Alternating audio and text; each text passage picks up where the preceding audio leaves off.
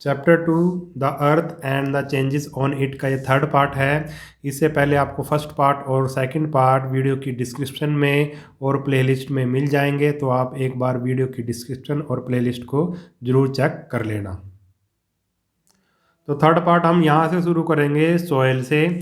Soil is the loose material found on the surface of the earth. Soil क्या है, मिट्टी क्या है, एक लूज मटेरियल है जो अर्थ के सरफेस पे पाई जाती है।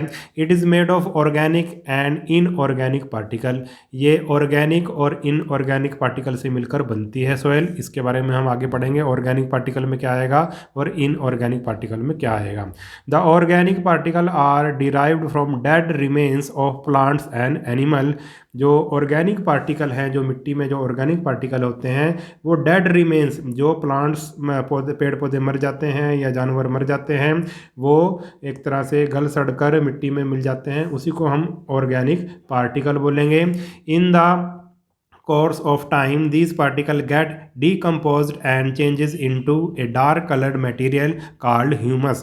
जब भी कोई प्लांट मरता है या एनिमल मरता है तो क्या होता है भाई, उसका डीकम्पोजिशन हो जाता है, वो गल सड़ जाता है और फिर क्या होता है, वो मिट्टी में मिल जाता है और एक डार्क कलर मटेरियल में, एक काले रंग के, गहरे काले रंग के मटेरियल में चेंज हो जाता है, जिसको हम ह्यूमस बोलते हैं। The humus present in the soil contribute to the fertility of the land. और जो ये ह्यूमस होता है, इसी के कारण ही क्या होती है भाई, लैंड में, ज़मीन में क्या होती है भाई, फर्टिलिटी होती है, उपजाऊपन आता है। ठीक है, यानी कि जिस मिट्टी में ह्यूमस ज़्यादा होता है वहाँ पर बहुत अच्छी फसलें लगती हैं। तो ह्यूमस फर्टिलिटी को बढ़ाता है, मिट्टी के उपजाऊपन को बढ़ाता है। This is rapidly formed in humid area due to heavy growth of plant and rich animal life। और ये बहुत तेज़ी से बढ़ता है जहाँ पर एरिया क्या होता है, ह्यूमिड होता है, यानी कि हवा में क्या होती है, नमी होती है। ऐसे एरिया में ये मतलब जो प्लांट हैं या फिर एनिमल हैं, बड़ी तेज़ी से वहाँ पर बढ़ते हैं, जहाँ पे हैवी ग्रोथ होती है वहाँ पे एनिमल की और प्लांट की, जहाँ पे ह्यूमिड एरिया होता है। However humus is low in desert soil. और जो ह्यूमस, जो डेजर्ट सोइल है, अगर रेतीली मिट्टी है, वहाँ पे ह्यूमस कम होता है, क्योंकि रेतीली मिट्टी में पेड़ पौधे कम होते हैं, जानवर कम होते हैं, इसलिए वहाँ पे ह्यूमस भी क्या होता है, कम होता है। और ह्यूमिड एरिया में पेड़ पौधे और एनिमल्स ज़्यादा होते हैं, इसलिए वहाँ की मिट्टी में ह्यूमस भी ज़्यादा होता है। The inorganic particle are derived from rocks. हमने ऑर्गेनिक पार्टिकल के बारे में पढ़ लिया जो मिट्टी में होते हैं, अब इनऑर्गेनिक पार्टिकल के बारे में पढ़ेंगे जो हमें रॉक से मिलता है मिट्टी को। They include loose disintegrated particle of different size. इसमें क्या होते हैं भाई, जो भी रॉक्स के लूज पार्टिकल होते हैं वो अलग अलग डिफरेंट साइज के होते हैं, उसी को ही हम इनऑर्गेनिक मटेरियल बोलेंगे। The large sized particle are called gravel. जो पार्टिकल बड़े होते हैं रॉक्स के, उसको ग्रेवल बोलते हैं। Which the smaller one are called sand. और स्मॉलर वन को सैंड, सिल्ट और क्ले बोलते हैं। A mixture of these particle gives rise to different type of soil as per their proportion. और इन सभी पार्टिकल का जो मिक्सचर होता है, उसी से ही अलग अलग तरह की मिट्टी बनती है। ये अलग अलग रेशों में, मान लो किसी में सैंड ज़्यादा है तो वो सैंडी हो जाएगी, क्ले मिट्टी सॉइल हो जाएगी, सैंडी सॉइल हो जाएगी। ठीक है, किसी में सिल्ट ज़्यादा है, किसी में क्ले ज़्यादा है, ऐसे ही कम ज़्यादा से कई तरह की मिट्टी बनती है, कई तरह की टाइप ऑफ सॉइल बनती है। They are called sandy, loamy and clayey soil. और मेन मुख्य रूप से 3 तरह की मिट्टी होती है, सैंडी, लूमी और क्लेई। अब आगे है टॉपिक फॉर्मेशन ऑफ सॉइल। मिट्टी बनती कैसे है, इसके बारे में हम डिटेल से पढ़ेंगे। It is very slow process. ये मिट्टी बनने का जो प्रोसेस होता है बहुत ही स्लो प्रोसेस होता है। It takes 1000 of year to form a thin layer of soil. और एक पतली सी मिट्टी की परत बनने में ही हज़ारों साल लग जाते हैं। As mentioned earlier the weathering process breaks the rocks into small particle. जो हमने पहले पढ़ चुके हैं कि जो वेदरिंग के कारण जो रॉक्स है वो स्मॉल पार्टिकल में चेंज हो जाती है। These are then carried away by water, wind etcetera and later get deposited at new place. और ये जो पार्टिकल होते हैं जो रॉक से निकलते हैं वो या तो पानी के द्वारा या हवा के द्वारा दूसरी जगह पर चले जाते हैं और इकट्ठे हो जाते हैं किसी नई जगह पर।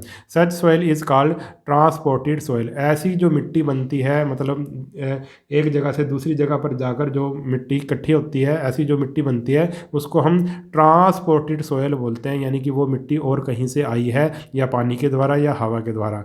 But when the soil is formed by the weathering of a parent rock and remain present on the same site, it is called residual soil. और दूसरी तरह की जो सॉइल है वो क्या, वो पेरेंट रॉक से ही बनती है, यानी कि वो रॉक वहीं पर होती है और उसी रॉक के वेदरिंग से, टूटने फूटने से वो सॉइल बनती है और वो मिट्टी वहीं रहती है, तो उसको हम बोलेंगे, उस मिट्टी को बोलेंगे रेजिडुअल सॉइल। आगे आ गया, the soil forming process continuous over a long spell of time. Long span of time, जो सॉइल जो बनती है वो लगातार, मतलब एक प्रोसेस, लंबा प्रोसेस है और उसमें बहुत टाइम लगता है। It starts developing in layers, one layer of the other. और इसमें मिट्टी में क्या बनती है भाई, लेयर्स बनती हैं और एक लेयर दूसरे लेयर के ऊपर बनती चली जाती है। These layer are called horizons. और इन लेयर्स को, जो मिट्टी की परतें बनती रहती हैं, उनको हम होराइजन्स बोलते हैं। फ्रॉम बॉटम टू टॉप, नीचे से ऊपर, the lowest horizon is called bed rock. जो सबसे नीचे होराइजन होती है उसको बेड रॉक बोलते हैं। Then comes the horizon of weathered rock, फिर उसके बाद वेदर्ड रॉक आती है। And it followed by the sub soil, उसके बाद सब सोयल वाली लेयर आती है, फिर आती है टॉप सोयल, टॉप सोयल वाली लेयर आती है। The toppest horizon is rich in humus. और जो टॉपेस्ट होराइजन होता है मिट्टी का, मतलब आप कह सकते हैं टॉप लेयर होती है, उसमें ही ह्यूमस होता है। उसी जो टॉप लेयर में ही, मिट्टी के जो टॉपेस्ट होराइजन में जो लेयर होती है मिट्टी की, उसमें ही फसलें लगाई जाती हैं। अब इसके चित्र से हम समझते हैं। सबसे पहले है भाई जो, जिसको हमने बोला है भाई ये बेड रॉक, सबसे नीचे है जो बेड है, मतलब ये आप कह सकते हैं पेरेंट रॉक है। फिर इसके थोड़ी टूटेगी फूटेगी, उससे बनेगी वेदर्ड रॉक बनेगी, एक परत आ गई, दूसरी परत आ गई, तीसरी जो आ गई इसकी परत आ गई, तीसरी लेयर आ गई इसकी, वो है सब सोयल। और सब सोयल के बाद आएगी टॉप सोयल, जिस पे फसलें लगाई जाती हैं वही टॉप सोयल होती है। इस तरह से मिट्टी बनती है। नेक्स्ट है टॉपिक हमारा distribution of soil types. District कितने से, मतलब सोयल का मेजर सोयल टाइप, जो मुख्य रूप से जो मिट्टी है कितनी तरह की होती है। Soil is generally classified on the basis of colour and texture. Soil को अधिकतर हम उसके रंग से और उसका जो टेक्सचर है उसमें क्या गुण है उसके आधार पर हम देखते हैं, उसकी बनावट जो है टेक्सचर, उससे हम देखते हैं कि मिट्टी कितनी तरह की होती है। सबसे पहले है alluvial soil. It is found over a large part of India. जो एल्यूवियल सोयल है वो बड़े एरिया में पाई जाती है इंडिया के। It is mainly formed by the deposition of sediment by river and is confined to northern and coastal plains. और ये जो मिट्टी एक ऐसे बनी है, जो भी सेडिमेंट्स हैं, जो भी गाद नदियों के द्वारा लाई गया जो भी गाद है, मिट्टी है, उसके जमा होने से ये मिट्टी बनी है। और ये अधिकतर भारत के नॉर्थ पार्ट में है और कोस्टल प्लेन्स में है। देखो ये वाला एरिया है, ये नदियों के द्वारा लाई गई मिट्टी से बना है, ठीक है। और यहाँ पे क्या है भाई, एल्यूवियल सोइल। तो एल्यूवियल सोइल से आप ये समझ सकते हैं जो मिट्टी नदियों के द्वारा लाई गई मिट्टी है उसको ही हम एल्यूवियल सोइल बोलेंगे, ठीक है। तो ये जो एरिया है वो एल्यूवियल सोइल का एरिया है, यहाँ पे नदियों के द्वारा लाई गई मिट्टी से ये सब मैदान बने हैं। This type of soil is very fertile and form major agriculture land of our country. और ये जो नदियों के द्वारा लाई गई मिट्टी यानी कि एल्यूवियल जो सोइल है वो बहुत ही ज़्यादा फर्टाइल होती है। फर्टाइल का मतलब बहुत ही ज़्यादा उपजाऊ होती है। इसमें अगर फसलें लगाई जाएँ तो बहुत अच्छी फसल होती है। और ये major form agriculture land of our country, और ये इसमें ही हमारा जो खेती बाड़ी मेन रूप से इसी मिट्टी में हमारी खेती बाड़ी होती है, एग्रीकल्चर लैंड है हमारा। उसके बाद आ गई ब्लैक सोइल, काली मिट्टी। It is found in Deccan plateau. ये डेक्कन प्लेटो में पाई जाती है। This type of soil is confined to some parts of Gujarat, Maharashtra and Karnataka. और गुजरात, महाराष्ट्र और कर्नाटका में भी ये पाई जाती है। कुछ पार्ट्स में पाई जाती है। This soil has an ability to retain moisture and become sticky when wet. और इस जो मिट्टी में मॉइस्चर को रिटेन करने, यानी कि ये पानी को रिटेन कर सकती है, पानी को ज़्यादा समय तक रख सकती है। और जब इसमें पानी डाला जाता है तो स्टिकी व्हेन वेट, जब ये स्टिकी जब गिल्ली होती है तो ये क्या हो जाती है, एक तरह से चिपचिपी सी हो जाती है। It is largely used for growing cotton and thus is popularly known as cotton soil। इसमें अधिकतर, इस काली मिट्टी में, ब्लैक सॉइल में अधिकतर कॉटन लगाया जाता है, ठीक है, जिससे रुई वगैरह बनती है, कपड़े वगैरह बनते हैं। पौधा आपको पता होगा कॉटन का, कॉटन लगाया जाता है। इसमें कपास लगाया जाता है, कॉटन को कपास कहते हैं हिंदी में, इसलिए इसको कॉटन सॉइल भी बोलते हैं, ठीक है। तो प्लेटियो का ये वाला है, यहाँ पर काली मिट्टी पाई जाती है। ये गुजरात का कुछ पार्ट है, महाराष्ट्र का कुछ पार्ट है, कर्नाटक का कुछ पार्ट है। ये वाला काली मिट्टी वाला पार्ट है ब्लैक सॉइल। अब उसके बाद आ गया रेड सॉइल, लाल मिट्टी। As the name suggest this soil is red in colour due to the presence of iron. इसमें क्या होता है भाई, नाम से ही पता लग रहा है ये रेड कलर की होती है। और ऐसा क्यों होता है, क्योंकि इसमें रेड कलर किसके कारण होता है, आयरन के कारण होता है। इस मिट्टी में आयरन के पार्टिकल होते हैं, ठीक है, लोहे के पार्टिकल होते हैं, आयरन के पार्टिकल, इसलिए इसका कलर रेड होता है। Red soil is considered red soil is confined to peninsular India and some patches of northeastern part of India. It is highly porous, fine grained and deep। और ये जो मिट्टी है ये कहाँ पे पाई जाती है भाई, दक्षिण भारत में पाई जाती है, साउथ इंडिया में पाई जाती है, और सम पैचेज और नॉर्थ ईस्टर्न पार्ट में भी पाई जाती है। पेनिनसुलर इंडिया मतलब जो साउथ का जो इंडिया है वहाँ पर ये वाली मिट्टी रेड सॉइल पाई जाती है। देखो ये रेड सॉइल का ये इलाका दे रखा है, ये वाली रेड सॉइल है, जो रेड में आपको दिखा रखी है वो रेड सॉइल का इलाका है। और नॉर्थ ईस्ट में भी कुछ ये नॉर्थ ईस्ट में पाई जाती है रेड सॉइल। और ये पेनिनसुलर एरिया जो हमारा जो साउथ इंडिया का एरिया है, ये पेनिनसुलर एरिया है, जो समुद्र से लगता हुआ एरिया है, इसको पेनिनसुलर एरिया यहाँ पर ये पाई जाती है। और ये जो हाईली पोरस होती है, इसमें आसानी से पानी मतलब आसानी से बह सकता है, इसमें से रिस सकता है पानी आसानी से। फाइन ग्रेन एंड डीप, और ये गहरी होती है। लैटराइट सॉइल क्या होता है, it is found over the hill slope to peninsular plateau. और ये कहाँ, हिल स्लोप में, पेनिनसुलर प्लेटो के में पाई जाती है laterite soil. The laterite soil is found in the region of heavy rainfall. और ये मिट्टी वहाँ मिलती है जहाँ पे बहुत ज़्यादा बारिश होती है। It is found by the leaching process. और ये लीचिंग प्रोसेस से it is found by leaching process, ये लीचिंग प्रोसेस से बनती है कि भाई जो भी हिल्स में जो भी मिनरल्स वगैरह होते हैं वो पानी के साथ बह के नीचे आ जाते हैं और इकट्ठे हो जाते हैं, इसी को लीचिंग प्रोसेस बोलते हैं।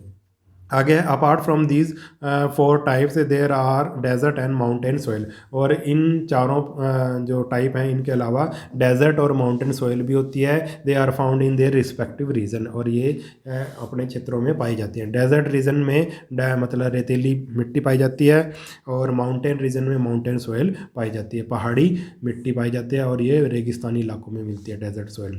Removal of the top layer of soil is called soil erosion. अगर ये जो टॉप लेयर है हमारी, अगर ये रिमूवल अगर हट जाए किसी कारण, तो इसी को ही हम सॉइल इरोजन कहते हैं। यानी कि एक जगह से उठकर दूसरी जगह पर ये चली जाए अगर मिट्टी, तो इसी को ही हम सॉइल इरोजन बोलते हैं।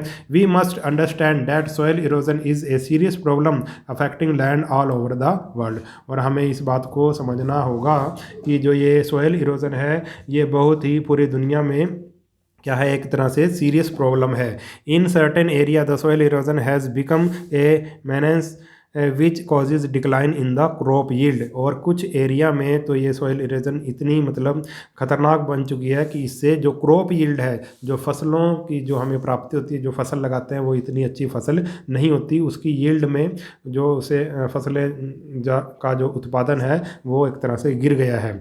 This is happening due to wrong human activities like cutting of trees, overgrazing by animals, besides many other reasons. और ये किस लिए होता है सॉइल इरोजन, जो ह्यूमन एक्टिविटीज़ होती हैं वो अगर गलत एक्टिविटी करे ह्यूमन, उसके कारण होती है। जैसे कि अगर हम पेड़ काटेंगे या हद से ज़्यादा पशुओं को चराएंगे कहीं पर, ठीक है, घास से जाएंगे पशु, उसके कारण, और दूसरे इसके अन्य कारण भी हैं, इसके कारण सॉइल इरोजन होता है। Soil erosion needs to be checked through appropriate measure of soil conservation such as plantation of trees, selective agricultural practice like crop rotation and multiple cropping method, development and management of pasture land. और जो soil erosion को हम कैसे रोक सकते हैं, इसे रोकने की ज़रूरत है, इसको हम सॉइल कंजर्वेशन के मेथड से हम इसको रोक सकते हैं। जैसे कि ज़्यादा से ज़्यादा हम पेड़ लगाएं, selective agriculture practices like crop rotation, फसलों को अदल बदल करके बोएं, और मल्टीपल क्रॉपिंग मेथड अपनाएं, यानी कि एक ही जगह पर एक से ज़्यादा फसलें लगाकर, ठीक है, उसको मल्टीपल क्रॉपिंग मेथड कहते हैं। Development and management of pasture land, और जो पास्चर लैंड है जहाँ पर पशु चरते हैं उसको पास्चर लैंड कहते हैं, घास चरते हैं, उसकी अगर सही से उसको उसका विकसित किया जाए उसको, और सही से उसकी मैनेजमेंट हमें करनी पड़ेगी पास्चर लैंड की, तब हम सॉइल इरोजन को रोक सकते हैं। We need mass awareness and